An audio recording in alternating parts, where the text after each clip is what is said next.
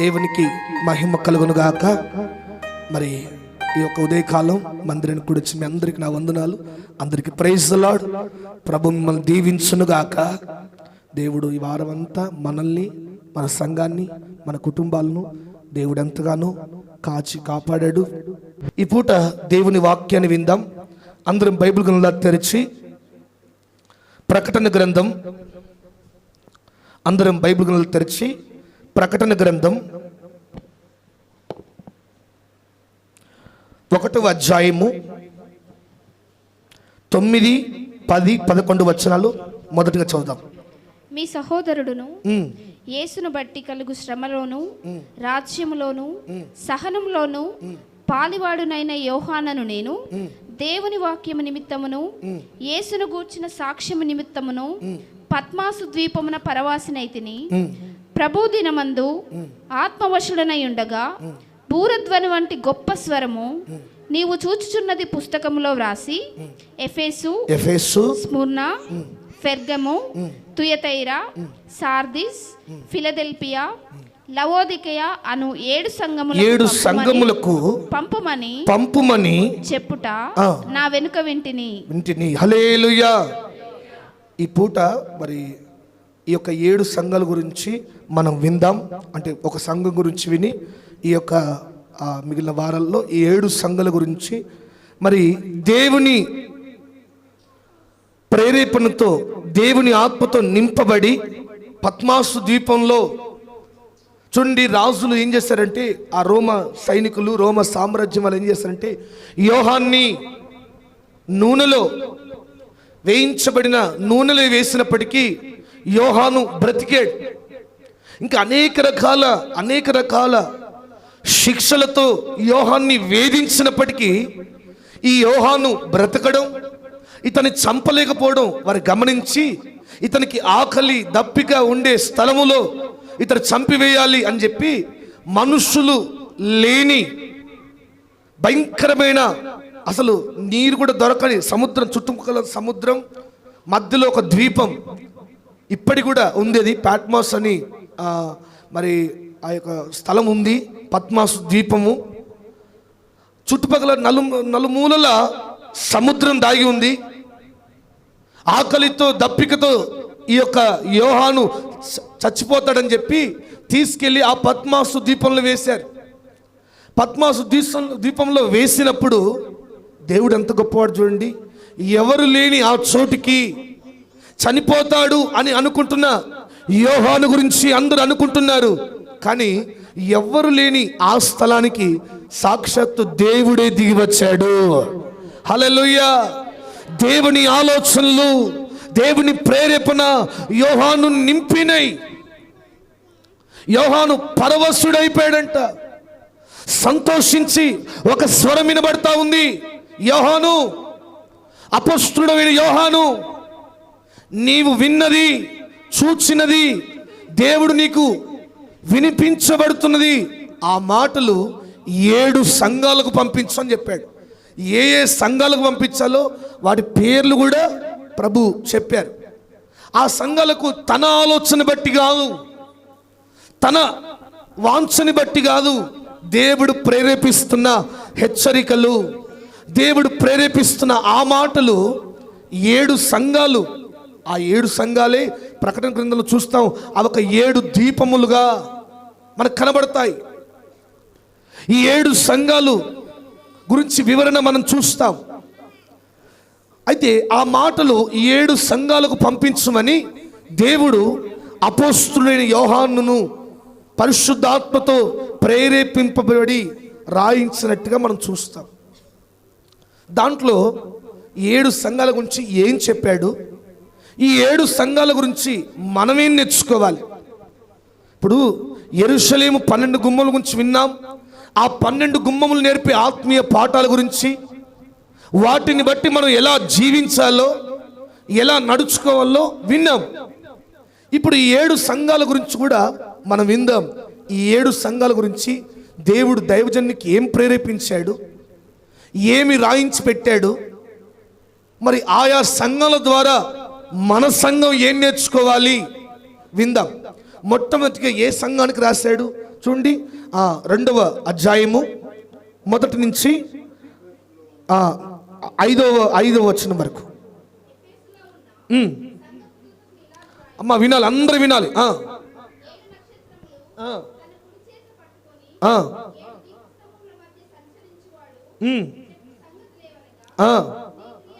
నీ క్రియలను, నీ కష్టమును, నీ సహనమును నేను ఎరుగుదును.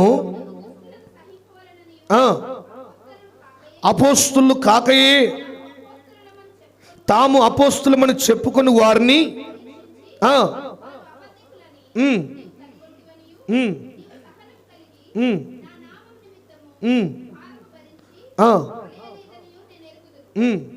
అయినను మొదట నీకుండిన ప్రేమను నీవు వదిలితివని,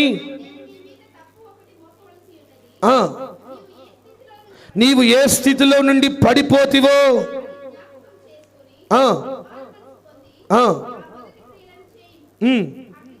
అట్లు చేసి నీవు మారు మనసు పొందితేనే సరి, లేని ఎడల నేను నీ వద్దకు వచ్చి నీ దీపస్తంభమును, చాలు, హల్లెలూయా, శబ్దం గట్టి హల్లెలూయా.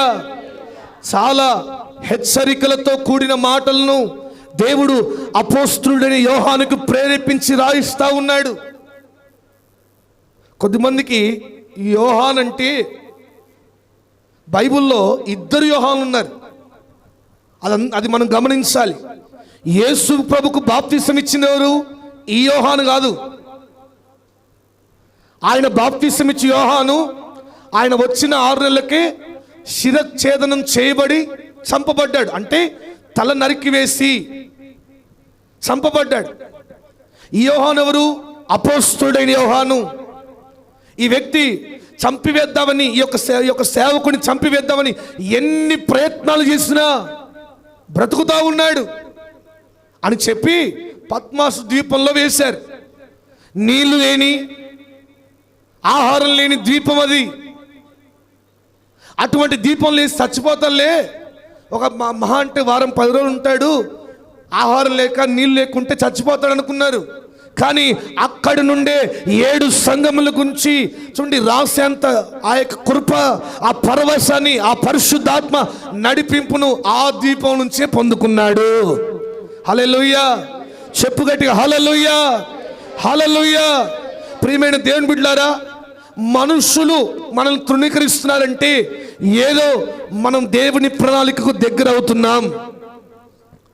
చూడండి, మనుషులందరూ ప్రక్కన పెట్టి చచ్చిపోతాడనుకునే యోహాను ద్వారా ప్రపంచానికి ప్రకటన యొక్క ప్రవచనాలను, రాబోయే సంగతుల గురించి దేవుడు వివరింపజేశాడు.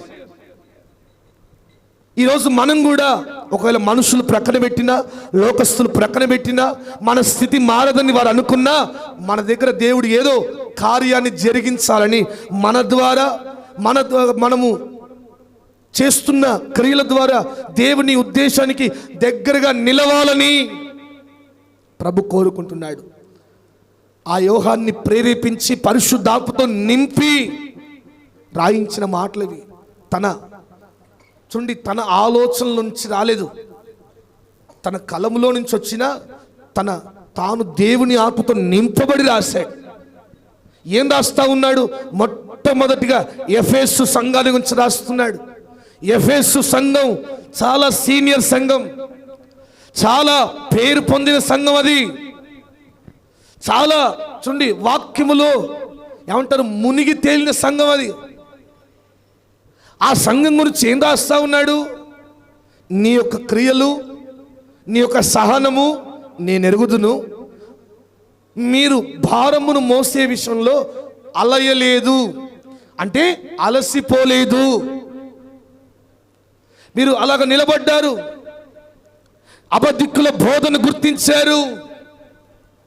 అబద్ధికులను చెప్పుకుంటున్నా చూడండి, ఆ యొక్క మనుషులను మీరు గుర్తించిన వారు. మీ అందరిని బట్టి సంతోషిస్తున్నానని చెప్తూ ఒక్క మాట అంటాడు, అయితే ఇన్ని చేశావు, నీ క్రియలు బాగానే ఉన్నాయి, మీ సహనం బాగానే ఉంది, మీ భారం బాగానే ఉంది, అన్ని బాగానే ఉన్నాయి. మీ దగ్గర ప్రభు మెచ్చేటట్టుగా అన్ని బాగానే ఉన్నాయి, కానీ ఒక్క తప్పు మీ మీద మోపుతున్నాను. ఏమంటాడు? మొదట నీకుండిన ప్రేమను మరచితివి. ప్రియమైన సంఘ బిడ్డలారా, దేవుడు ఈ సంఘాన్ని ముందు పెట్టి మన సంఘంతో మాట్లాడుతున్నాడు. నీవన్నిట్లో పర్ఫెక్ట్గానే ఉన్నావు, కానీ దేవుడు అంటాడు, మొదట నీకున్న ఆసక్తి ఈరోజు కనబడట్లా. మొదట నీకున్న ప్రార్థనాత్మ, నీవు రక్షించబడినప్పుడు, మారు మనసు పొందినప్పుడు నీలో నిలిచిన ప్రార్థనాత్మ నేడు కనబట్లా. మొదట ఉన్న ఆసక్తి, దేవుని కొరకు నిలబడాల్సిన ఆసక్తి నేడు కనబడట్లా. మొదట ఉన్న ప్రేమ ఈరోజు నీలో కనబడట్లా. మొదట ఉన్న వైరాగ్యం, దేవుని కొరకు ఎంతటి శ్రమనైనా తట్టుకొని నిలబడేంత వైరాగ్యం ఈ పూట కనబడట్లా. మొదట నీకున్న విశ్వాసము నీవు మరిచిపెట్టావు, నీవు విడిచిపెట్టావు. ఈ మాటలన్నీ యోహాను ముందు పెట్టి ఎఫెసు సంఘానికి హెచ్చరిస్తా ఉన్నాడు. హెచ్చరికలతో కూడిన మాటలు. ఈ వాక్యం వింటే దేవుని బిడ్డలారా, మనమందరం కూడా మరి చూడండి, చాలా వరకు దేవుని వాక్యంలో మనం ఎన్నో అనుభవాలు నేర్చుకున్నాం, ఎన్నో మాటలు నేర్చుకున్నాం, ఎన్నో పాటలు నేర్చుకున్నాం, ఎన్నెన్నో అనుభవాల్లో మనం చూడండి నడిపించబడ్డాం. అన్నీ బాగానే ఉన్నాయి, కానీ ఒకప్పుడు నీకున్న ఆసక్తి నేడు కనబడట్లా.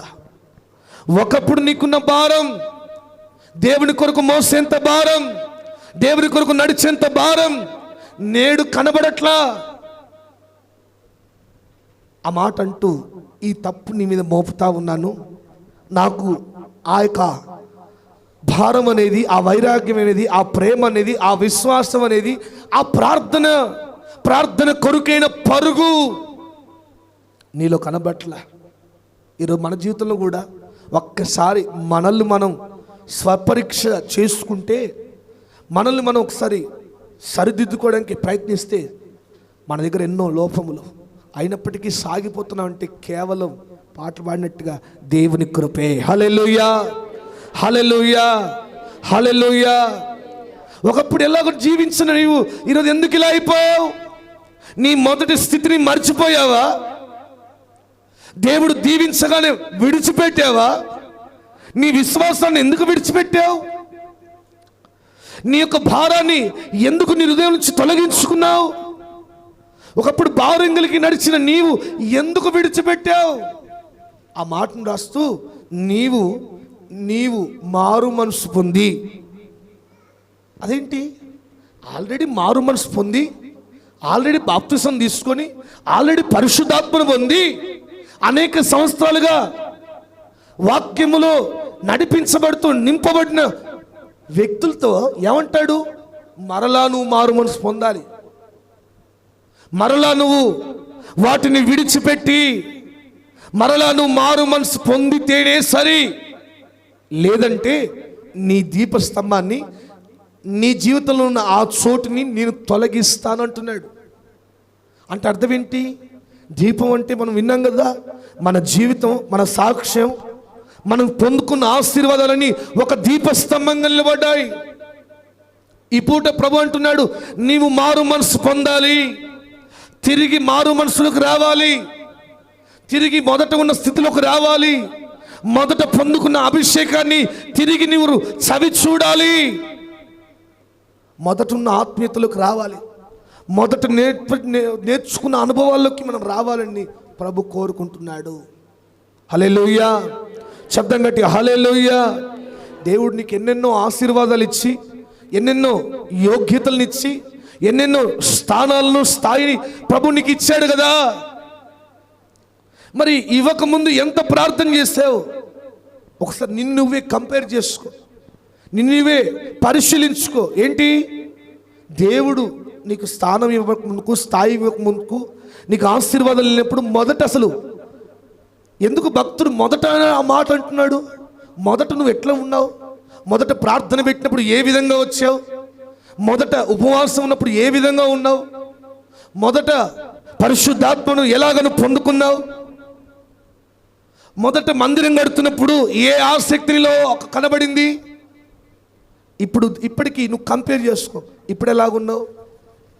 కొంతమంది చెప్తుంటారు, ఒకప్పుడు అయ్యా నువ్వు ఎంతో ఆసక్తితో ముందడుగేసాం, ఎన్నెన్నో కిలోమీటర్లు నడిచాం, ఇప్పుడు నడవలేకపోయినా సరే ఇప్పుడు వాహనాలు వచ్చాయి, మరి ఇప్పుడు ఎందుకు పరిగెత్తలేకపోతున్నావు? ఇప్పుడు ఎందుకు దేవుని కొరకు ముందడుగేయలేకపోతున్నావు? అందుకే ఎఫెసు సంఘంతో అంటున్నాడు, నీవు సరి చేసుకొని నువ్వు మారు మనసు పొందాలి. తిరిగి మారు మనసులకు రావాలి. ఆ మొదటి అనుభవాలకు వస్తేనే నీ జీవితం వెలిగించబడిన నీ యొక్క అనుభవాలు ప్రభు అలాగే నిలబెడతానంటున్నాడు. హల్లెలూయా. బైబిల్లో ఒక వ్యక్తిని చూస్తే ఆయన ఒక సేవకుడే. ఎటువంటి సేవకుడు?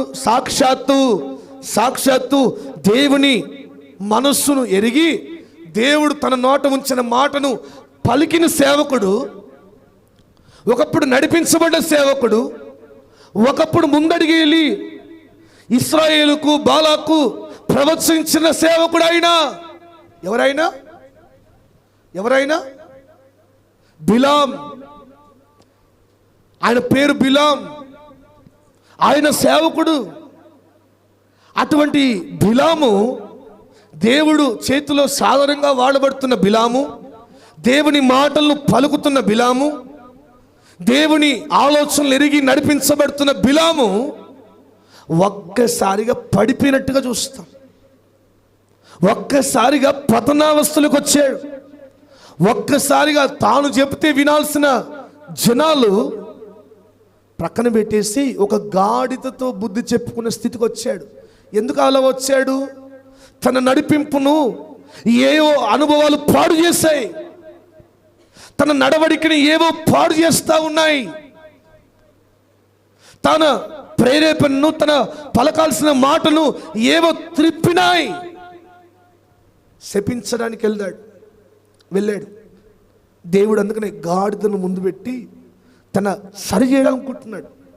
దేవుడు ప్రతి ఒక్కరికి ఒక అవకాశం ఇస్తాడు. అది ఏదైనా, నీవు మారు మనసు పొందడానికైనా, నీ పాపములు ఒప్పుకోవడానికైనా, నీవు సరి చేయడానికైనా, తిరిగి దేవుని చేతులకు రావడానికైనా ప్రతి ఒక్కరికి ఒక అవకాశం ఇస్తాడు. మనం సౌలు గురించి చూస్తే, సౌలును దేవుడు ఎన్నుకున్న సౌలును ఒక్కసారిగా పక్కన పెట్టాడా? ఎన్ని అవకాశాలు సౌలుకి ఇచ్చాడు. మొదటి స్థితిలోకి రావడానికి ఎన్నెన్నో అవకాశాలు ఇచ్చాడు. గొలియాతును పంపించింది కూడా నేను అంటాను సౌలు సరి చేయబడ్డానికి.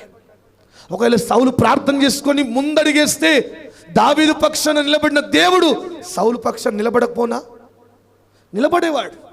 దావీదును ముందు పెట్టి విజయం ఇచ్చిన దేవుడు సౌలును ముందు పెట్టి విజయం ఇవ్వకపోనా? సౌలు ద్వారా ఎన్నెన్ని యుద్ధాలు. సౌలు దావీదు కంటే చాలా బలశూరుడు, ఇచ్చేవాడు. కానీ సౌలు సరి చేసుకోలేదు. సరే, మరొక అనుభవం ఇచ్చాడు. మరి యుద్ధం 7 రోజులు ఆగమన్నాడు, అక్కడ తను పోగొట్టుకున్నాడు. ఇంకోసారి మంత్రశాలను, ఆ యొక్క చేతబడి చేసేవారిని, వాళ్ళని ఆశ్రయించి దేవుని అవమానపరిచాడు. ఇవన్నీ ఏంటి? దేవుడు ఇస్తున్న అవకాశాలు. ఈ పూట నీకు కూడా కొన్ని అవకాశాలు ఇస్తున్నాడు. కొన్ని విలువైన అవకాశాలు నీ బ్రతుకును బాగు చేసుకోవడానికి, తిరిగి ఆరిపోయిన నీ జీవితాన్ని తిరిగి దేవుని కొరకు వెలిగించబడ్డానికి, లోకానికి, కుటుంబానికి, సంఘానికి మార్గదర్శకరంగా, మాదిరికరంగా నిలబడడానికి ఎన్నో అవకాశాలు ప్రభు నీ చేతికి ఇస్తా ఉన్నాడు. ఉపయోగించుకున్నావా? వినియోగించుకున్నావా?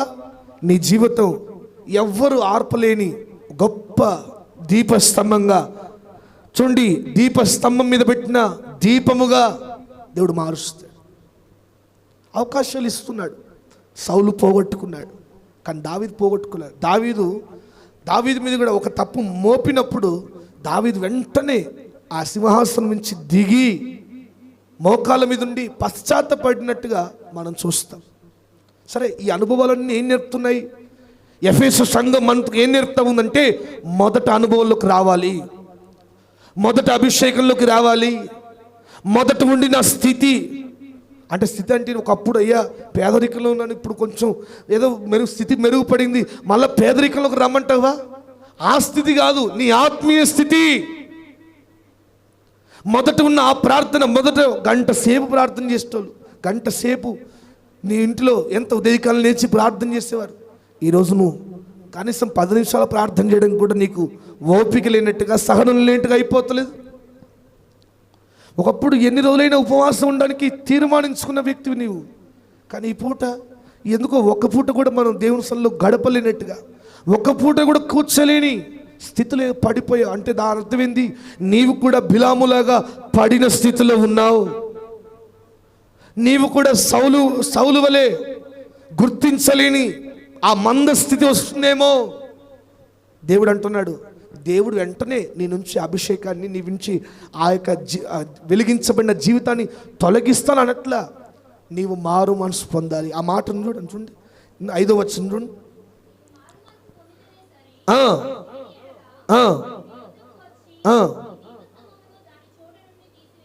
అలాగే ముందు వచ్చిన 5వ వచనం, నీవు ఏ స్థితి నుండి అది జ్ఞాపకం చేసుకొని మారు మనసు పొంది ఆ మొదటి క్రియలు చేయి. ప్రియమైన దేవుని బిడ్డలారా, మనం ఒక్కసారి అందరూ మనం సరి చేసుకోగలిగితే, దేవుడు ఏ స్థితిలో నుంచి నిన్ను పైకి లేవనెత్తాడో ఆ స్థితిలోకి మనం మరలా తిరిగి రాగలిగితే, ఆ ఆత్మీయతలోకి రాగలిగితే, ఆ భారాన్ని నింపుకోగలిగితే, ఆ బాధ్యతను మోయగలిగితే, మారు మనసు పొందితే నిజంగా మన జీవితాలు ఎంతో ఘనమైన స్థితిలోకి ప్రభు వెలిగించునుగాక. హల్లెలూయా. ఎఫెసు సంఘం మనకు ఏం తెలియజేస్తా ఉంది తెలుసా? తిరిగి మొదటి స్థితిలోకి రా. ఇప్పుడు వాక్యం వింట నీవు మొదటి అనుభవంలోకి రా, మొదట నేర్చిన ప్రార్థనలోకి రా, మొదట ఏడ్చిన ఆ యొక్క భారం, మొదట ఉండిన మోకాళ్ళ అనుభవంలోకి తిరిగి రావాలి. ఒక ట్రైన్లో ఒక వ్యక్తి ప్రయాణిస్తూ ఉన్నాడు. ఆ వ్యక్తి స్లీపర్లో, అంటే స్లీపర్ క్లాస్లో, జనరల్ దాంట్లో, స్లీపర్ దాంట్లో ప్రయాణిస్తూ ఉన్నాడు. ఎంతో దూరం నుంచి వస్తూ ఉన్నాడు. 14 గంటల ప్రయాణం. ఈ 14 గంటల ప్రయాణంలో తన ప్రక్కన సీట్లో ఎవరో ఒక వ్యక్తి, ఆయన చూస్తే సేవకులా ఉన్నాడు. ట్రైన్ ఎక్కినప్పటి నుంచి మోకాళ్ళ మీద ప్రార్థన చేస్తూ ఉన్నాడట. ట్రైన్ ఎక్కినప్పటి నుంచి మోకాళ్ళ మీద ప్రార్థన చేయడం చూశాడట. చూసి ఆయన ట్రైన్ దిగిపోయేదాకా అలాగే మోకాళ్ళ మీద ఉండి రాత్రి పగలు, ఆ నైట్ అండ్ మార్నింగ్, ఆ యొక్క జర్నీ అంతా ప్రార్థనలో ఉండడం చూశాడట. చూసి ఆయన ట్రైన్ దిగిపోయిన తర్వాత అప్పటి నుంచి అనుకున్నాడంట, నేను కూడా ఇక్కడి నుంచి ఆ విధంగా చేస్తా, నేను కూడా ఇక్కడి నుంచి అలాగ చేయాలని ఆ సేవకుడు ప్రారంభించాడు. ఆ యొక్క యవనస్తుడు ప్రారంభించి ఈరోజు ఆయన పేరు ప్రపంచమంతా మారుమోగిపోయే స్థితిలోకి వచ్చాడు. ఎవరు తెలుసా ఆ యవనస్తుడు? మరి ప్రభువులు నిద్రించిన DGS దినకరన్. హల్లెలూయా. ఆయన ప్రతిరోజు 16 గంటలు 15 గంటలు ప్రార్థించబడ్డ. ఆయన ప్రార్థించిన ప్రతిసారి కన్నీరు ఏరులై పారిపోయేది. అందుకే ఆయన ఏ మీటింగ్ పెట్టిన లక్షల్లో ప్రజలు వచ్చేవారు, ఎన్నెన్నో కార్యాలు జరిగేవి. మరి ఆయన చూసిన ఆ యొక్క సేవకుడు ఎవరు చెప్పండి? ఇప్పుడు ఆ వ్యక్తిని చూసి, ఆ సేవకుని చూసి ఈ యవనస్తుడు ఇన్స్పైర్ అయ్యాడు. ఆ యవనస్తుడి పేరు DGS దినకర్ అని చెప్పాను. ఆయన చూసిన సేవకుడు ఎవరు తెలుసా? భగత్ సింగ్. హల్లెలూయా. తర్వాత అని తెలిసింది భగత్ సింగ్ అని. ఆయన భగత్ సింగ్ గారిని చూసి, ఆ ట్రైన్లో ప్రయాణించడం చూసి అప్పుడు తెలియదు, తర్వాత తెలుసుకున్నాడు ఏం పేరు అసలు భగత్ సింగ్ అంటే. ఇప్పుడు చూడండి, ఎక్కడ 10,000 సంఘాలు, గిన్నిస్ రికార్డ్. అంతటి ప్రార్థనాత్మే చూడండి. ఆ యొక్క సేవకుడిని ప్రపంచమంతా వాడుకుంది. తన ద్వారా మాదిరిగా, తన ద్వారా ఇన్స్పైర్ అయిన DGS దినకరన్ గారు కూడా ఎక్కడ మీటింగ్ పెట్టిన లక్షల్లో ప్రజలు వచ్చే విధంగా ఏం నిలబెట్టింది? కేవలం ప్రార్థన మాత్రమే. హల్లెలూయా. శబ్దం గట్టిగా హల్లెలూయా. ఎఫెసు సంఘం తెలియజేస్తా ఉంది, నీ క్రియలు సరి చేసుకో. నువ్వు పొందిన స్థితిలో నుంచి మరలా ఆ ప్రార్థన స్థితిలోకి రా.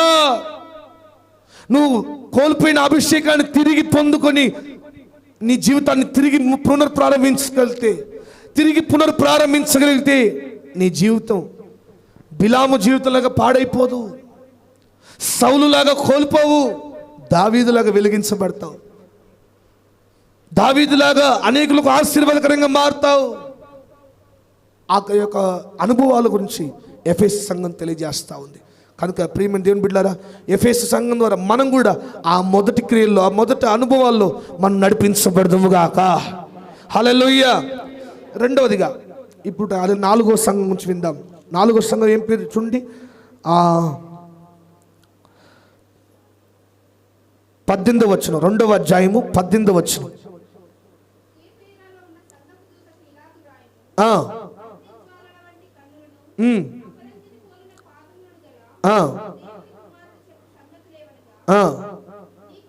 నీ క్రియలను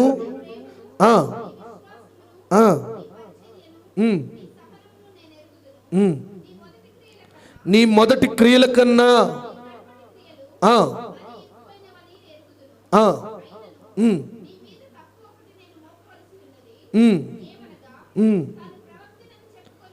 తన ప్రవక్తని చెప్పుకొనుచున్నా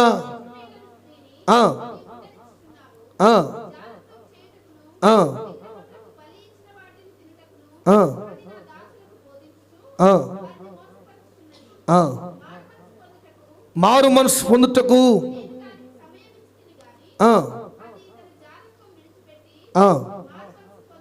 చాలు. హల్లెలూయా.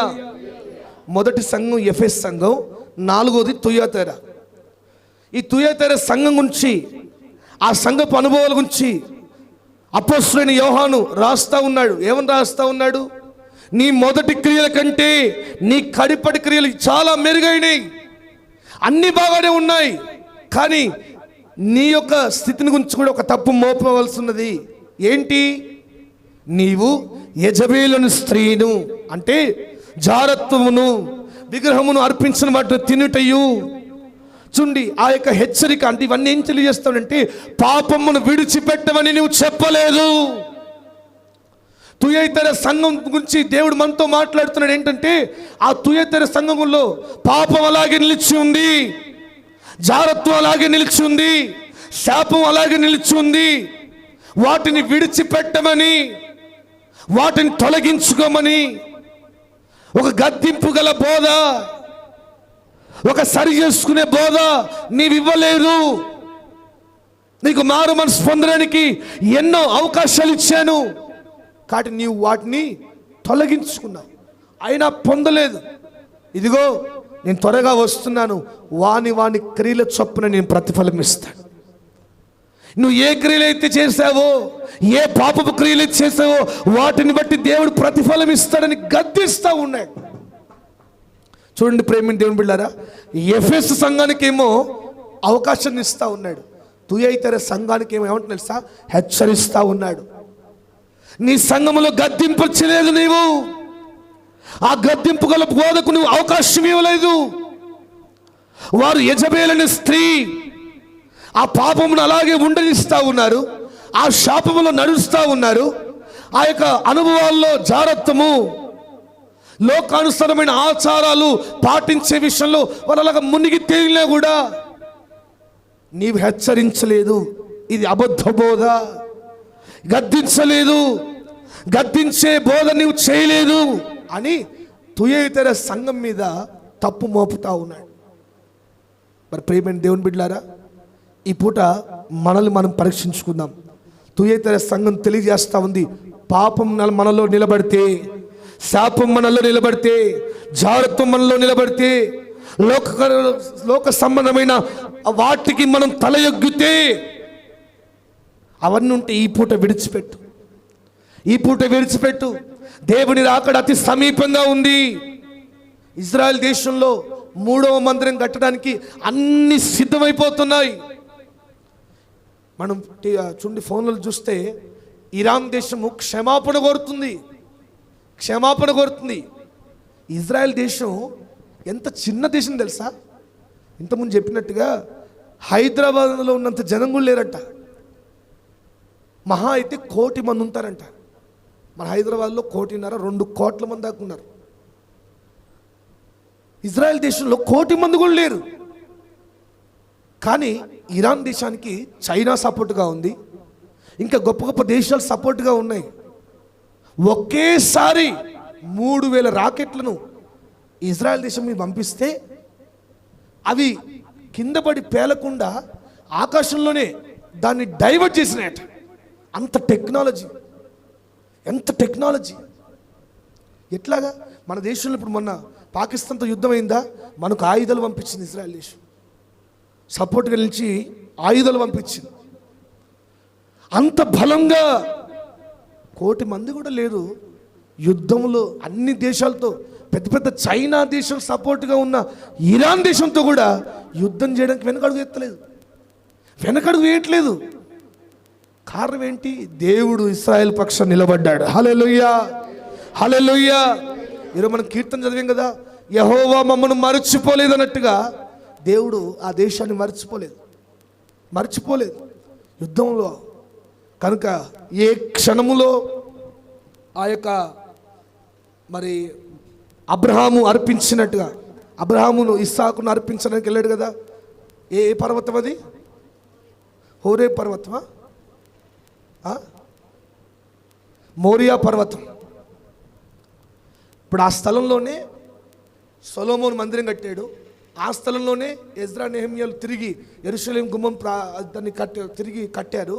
ఆ మందిరాన్ని శత్రువులు కూలగొట్టి దాంట్లో ఒక్క గోడ మాత్రమే మిగులుందట. వెస్టర్న్ వాల్ అంటారు, విలాప గోడ, ఏడుపుల గోడ. పోయిన వాళ్ళందరూ ఆ ఏడుపుల గోడ దగ్గర భారం కలిగి ప్రార్థన చేసి ఒక్క గోడ మాత్రమే ఉంది. ఇప్పుడు అక్కడ ముస్లిం యొక్క ఏమంటారు దర్గా ఉంది, అది ఉంది. ఇజ్రాయేల్ ఏ క్షణంలో దాన్ని కూలగొట్టేసి 3 రోజుల్లో 3వ మందిరం కట్టేస్తారు. 3 రోజులు అది కట్టిన వెంటనే దేవుని రాకడ సమీపిస్తుంది, వెంటనే వస్తుంది. కనుక ప్రేమైన దేవుని బిడ్డలారా, 7 సంఘముల గురించి ప్రభు హెచ్చరించినట్టుగా, వాటి యొక్క స్వభావాల గురించి తెలియజేస్తున్నట్టుగా వాటిని ముందు పెట్టి మనకు కూడా తెలియజేస్తూ ఉన్నాడు. ఎఫెసు సంఘం తెలియజేస్తూ ఉంది, నీ క్రియలను నువ్వు కోల్పోయిన అభిషేకాన్ని, కోల్పోయిన ప్రార్థన జీవితాన్ని, కోల్పోయిన భక్తి జీవితాన్ని తిరిగి కట్టుకో, తిరిగి మారుమనసు పొందని తుయేతెర సంఘం తెలియజేస్తూ ఉంది. ఒకవేళ నీ ఇంటిలో, నీ జీవితంలో, నీ ఆత్మీయతలో, నీ భక్తిలో లోకం ఉన్నట్లయితే, జాగ్రత్త ఉన్నట్లయితే, పాపం ఉన్నట్లయితే, గద్దింపు లేనట్లయితే, హెచ్చరిక లేనట్లయితే వాటిని తొలగించుకో, వాటిని సరి చేసుకో. దేవుడు త్వరగా రాబోతున్నాడు. వారి క్రియల చొప్పున ప్రతిఫలం ఇవ్వబోతా ఉన్నాడు. మరి దేవుని దృష్టిలో మన క్రియలు ఎలా ఉన్నాయి? మన క్రియలు, మన ఆత్మీయత ద్వారా పొందుకున్న క్రియలు అవి మురికి గుడ్డల వలె ఉన్నాయా, విలువైన వస్త్రాల వలె ఉన్నాయా? ఈ వాక్యం వింటున్న మనల్ని మనం సరి చేసుకుంటూ దేవుని కొరకు ఆ 7 దీప స్తంభాల వలె మనం వెలిగించుకోగలిగితే, మనం వెలిగించబడిన జీవితం ఉంటేనే దేవుని రాకడలో ఎత్తబడతావు. దేవుని రాకడ అతి సమీపంగా ఉంది, అన్ని సిద్ధమైపోతా ఉన్నాయి. అక్కడ టెక్నాలజీ మామూలు టెక్నాలజీ కాదు. ఇప్పుడు మనం వాడుతున్న, మన దేశంలో వాడుతున్న డ్రిప్ ఇరిగేషన్ అనే టెక్నాలజీ ఆ దేశం నుంచి వచ్చింది. అట్లా వాళ్ళకున్న టెక్నాలజీతో 3 రోజుల్లో అంత పెద్ద మందిరాన్ని కట్టేంత సామర్థ్యత ఉందట. నిజానికి 3 రోజుల్లో అసలు ఒక కనీసం బాత్రూమ్ అని కట్టగలుగుతామా మనం? కానీ అంత పెద్ద మందిరం, 3వ మందిరం కట్టడానికి అన్నీ సిద్ధమైపోతూ ఉన్నాయి. నీవు కూడా సిద్ధపడుకోగలిగితే ఈ గద్దింపు దేవుని తెలియజేస్తా ఉన్నాడు. తుయేతెర సంఘాన్ని ముందు పెట్టి పాడైపోయిన స్థితిలో, పతనమైన స్థితిలో నిలిచిపోయింది. జాగ్రత్తం దాంట్లో అడుగుపెట్టినా అది తొలగించుకోలేదు. పాపం దాంట్లో అడుగుపెట్టినా, లోక సంబంధమైన ఆచారాలు అడుగుపెట్టినా వాటిని తొలగించుకోలేదని దేవుడు వాక్యం తెలియజేస్తాం. ఒకవేళ మన ఇంట్లో మన అనుమతి లేకుండా, మన ఆలోచనలకు, మన జీవితంలో ఏవైనా లోక సంబంధమైన అడుగు పెడుతున్నాయేమో, లోక సంబంధమైన ఆచారాలు అడుగు పెడుతున్నాయేమో, లోక సంబంధమైన మెప్పును కోరికించే, లోకపు మెప్పును కోరే విధంగా ఏమైనా క్రియలు మనలో ఉన్నాయేమో, ఈ పూట ఒక్కసారి తిరిగి మారు మనసులోకి వద్దాం, తిరిగి పాప క్షమాపణలోకి వద్దాం, తిరిగి ప్రార్థన అనుభవంలోకి వద్దాం, తిరిగి దేవుని పాదాలు పట్టుకుందాం. ప్రభువా, కోల్పోయిన ఆ యొక్క నా భక్తి జీవితాన్ని తిరిగి కట్టండి, తిరిగి నా జీవితాన్ని కట్టండి, నా భక్తి జీవితాన్ని, నా యొక్క ఆత్మీయతను తిరిగి కట్టండి. మా సంఘంలో ఒకవేళ ప్రభువా ఒకవేళ ఆ భారం కోల్పోతే, ఆ మొదటున్న ఆ బాధ్యత, మొదటున్న ఆ ప్రార్థన తిరిగి నింపండి అయ్యా అని ప్రార్థనతో అడుగుదాం. దేవుడు మనం నేర్చుకున్న ఈ పాటలు మన జీవితంలో మరి విని విడిచిపెట్టకుండా క్రియల్లో పెడదాం. మనం ఎన్ని వాక్యాలు విన్నా, నిజానికి చూడండి మన సంఘంలో విన్నని వాక్యాలు ఏ సంఘంలో కూడా వినుండరు. ఎన్ని వాక్యాలు విన్నా ఇంకా నువ్వు దీవించబడట్లేదు, ఇంకా రోగాలు నిన్ను వెంటాడుతున్నాయి, ఇంకా అభివృద్ధి నీళ్ళు లేదంటే కారణం ఏంటంటే నీవు విని విడిచిపెట్టే వ్యక్తిగా ఉన్నావు. అందుకే దీవెన నీ ఇంట్లోకి రావట్లా. ఏదో అడ్డు నీ ఇంట్లో ఉంది, అందుకే ఏ ఒక్క అభివృద్ధి నీ ఇంటిని చేరట్లా. ఈరోజు మనల్ని మనం ఒకసారి సరి చేసుకుంటూ దేవుని సన్నిధిలో విన్న వాక్యాన్ని మన గుండెలు నాటుకుంటూ దాని ప్రకారం జీవించే ప్రయత్నం చేద్దాం, దాని ప్రకారం మనం నడిచేద్దాం. ఆ విధంగా చేస్తూ దేవుడి కొరకు నిలబెడదాం, దేవుని నామాన్ని మహిమపడదాం. మన ప్రతి క్రియలు దేవుడి నామాన్ని మహిమపరచునుగాక. దేవుడి వాక్యాన్ని మన వినికిలో దీవించునుగాక. ప్రార్థన చేద్దాం. ఈ పూట విన్నట్టుగా 2 సంఘముల గురించి దేవుడు నేర్పించిన ఆ పాఠాలు మనం అందరూ మోకాళ్ళ మీద ఉండి చిన్న ప్రార్థన చేద్దాం. హల్లెలూయా, హల్లెలూయా, హల్లెలూయా. అందరూ మోకరించి 2 చేతులు ఆకాశం వైపెత్తి ఈ పూట మనల్ని మనం ఒక్క మోక సరి చేసుకుందాం. ప్రభువా నిజమే, మొదట ఉన్న ఆ విశ్వాసం నేను కోల్పోయానయ్యా.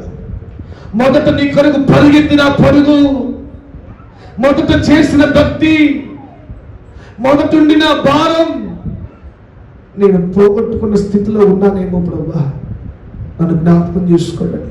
అందరూ మోకాళ్ళ మీద ఉండి ఈ 7 సంఘములు మన జీవితంలో పరిపూర్ణతకు సాదృశ్యంగా ఉన్నాయి. నువ్వు పరిపూర్ణతకు రావాలని, నీ భక్తి పరిపూర్ణతలోకి రావాలని, నీ ఆత్మీయత, నీ ప్రార్థన, నీ విశ్వాసము దేవుణ్ణి మెప్పించేదిగా మారాలని దేవుని వాక్యం తెలియజేస్తా ఉంది. ప్రతి ఒక్కరు మోకరిద్దాం. ప్రభువా నాకు ఆ స్థితి దయచేయండి అయ్యా. నిజమేనయ్యా, ఎఫెసీ సంఘంతో మాట్లాడు. నీ క్రియలు, నీ సహనం అన్ని బాగానే ఉన్నాయి, నీవు ఇంతవరకు అన్ని బాగానే ఉన్నాయి అనుకుంటున్నావు. దేవుని రాకడొస్తే నేను ఎత్తబడుతున్నాను అనుకుంటున్నావు. కానీ ఒక తప్పు ఒకటి నీ మీద మోపవలసి ఉన్నది. మొదటున్న ప్రేమను మర్చిపోయావు, మొదటున్న విశ్వాసాన్ని మర్చిపోయావు, మొదట చేసిన ప్రార్థన నీలో లేదు, మొదటుండిన ఆసక్తి నీలో లేదు, మొదటున్న వైరాగ్యం, మొదటున్న దేవుని కొరకు ఏదైనా రోషం కలిగి చెయ్యాలన్న భావం నీ నుండి వీడిపోయింది, నీ నుండి జారిపోయింది. ప్రభు మాట్లాడుతున్నాడు. ఈ మాటలు వింటున్న ఎఫెసీ సంఘమా, ఇకనైనా నువ్వు మారు మనసు పొందగలిగితే, ఇకనైనా నువ్వు మళ్ళా మొదటి స్థితిలోకి రాగలిగితే, మొదట చేసిన భక్తిలోకి రాగలిగితే, మొదటుండిన ప్రేమలోకి రాగలిగితే, మొదటుండిన ప్రార్థన అనుభవంలోకి రాగలిగితే, ఇదిగో నీ యొక్క జీవితాన్ని నేను దైదివ్యమానంగా వెలిగించబోతా ఉన్నాను. నీ కుటుంబాన్ని వెలిగించబోతా ఉన్నాను. మన సంఘాన్ని దేవుడు వెలిగించబోతా ఉన్నాడు. చెయ్యి, ప్రార్థన చేయి. ఒక పశ్చాత్తాపంతో కూడిన ప్రార్థన నీలో వినబడాలి. తుయైతారే సంఘాన్ని ముందు పెట్టంటున్నాడు. నీలో గద్దింపు లేదు, నీవు గద్దించలేదు. జాగ్రత్త నిన్ను తాగుతున్నా, పాపం నిన్ను వెంటాడుతున్నా, శాపం నిన్ను వెంటాడుతున్నా, లోక సంబంధంలో నువ్వు మునిగి తేలుతా ఉన్నా, దేవుని గద్దింపుకు నువ్వు లోబడలేదు.